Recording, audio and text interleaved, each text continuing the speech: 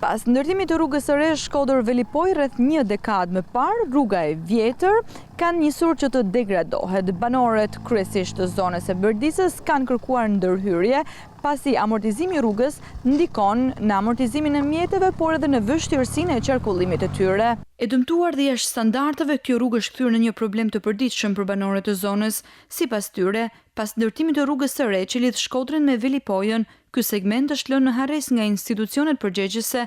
Banorët theksojnë se situata bëhet edhe më problematike për shkak se në këtë zonë ndodhet shkolla, çka ndikon drejt për drejt në lëvizjen e fëmijëve.